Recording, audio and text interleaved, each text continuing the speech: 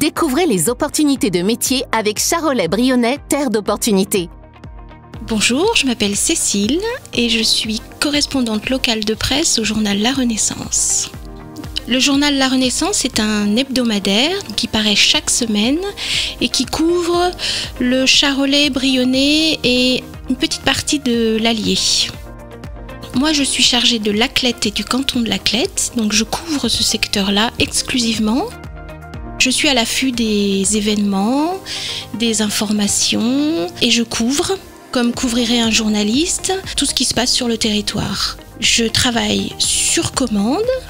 Une association, une entreprise, une collectivité publique peut m'appeler, auquel cas je viens, ou je travaille à l'affût des événements grappillés de ci, de là. Je travaille sous couvert des journalistes de la rédaction. À la Renaissance, mais ce n'est pas le cas dans tous les hebdomadaires et les journaux, les correspondants locaux de presse ne signent pas leurs articles.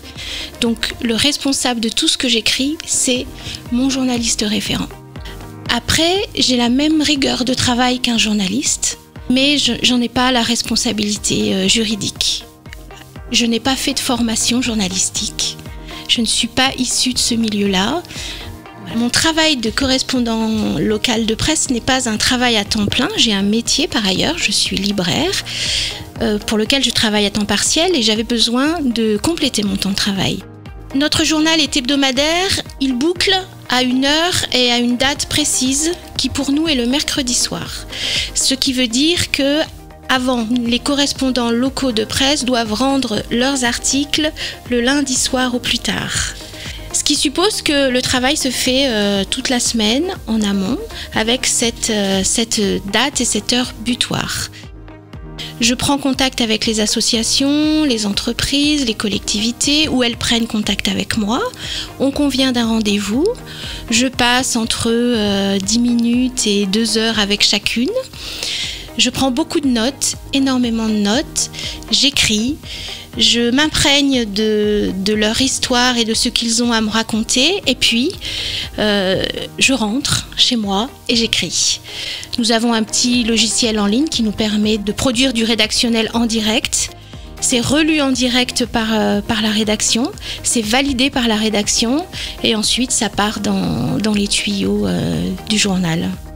On est assez libre de la manière dont on travaille, des gens qu'on va rencontrer, de la manière dont on écrit, de nos choix de sujets. Et on est même assez libre sur la forme de l'article. Pour être correspondant local de presse, il faut d'abord aimer les gens, aimer les rencontrer, aimer passer du temps avec eux et les écouter raconter leur histoire. Et puis évidemment, il faut aimer écrire, puisque l'écriture correspond à peu près, pour ce qui me concerne, au double du temps passé avec les gens. Et puis, il faut aimer l'info. Il faut aimer passionnément informer, s'informer. On ne nous demande pas d'être une plume, d'avoir un style littéraire. Au contraire. Du coup, ça en fait une activité accessible à tout un tas de profils, pour le peu qu'on aime écrire, évidemment. Ça n'est pas une activité à temps plein. Évidemment, on a des supérieurs auxquels on se réfère régulièrement et qui sont à l'écoute, qui nous appellent, avec lesquels on communique sans cesse. Une de mes angoisses, c'est de faire des erreurs. C'est d'écrire des choses fausses. C'est de ne pas avoir compris ce qu'on avait essayé de me partager.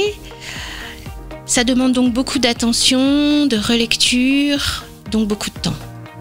C'est une activité qui a beaucoup d'avantages parce qu'on organise comme on l'entend son temps de travail. Après, évidemment, on n'en vit pas. Évidemment, c'est chronophage, mais je le fais pour le plaisir de la rencontre et pour le plaisir de l'écriture.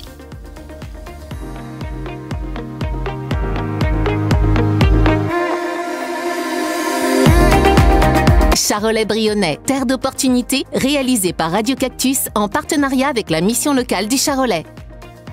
Ce métier vous intéresse? En un clic, trouvez plus d'informations sur les métiers du Charolais-Brionnais sur www.opportunitésud71.fr.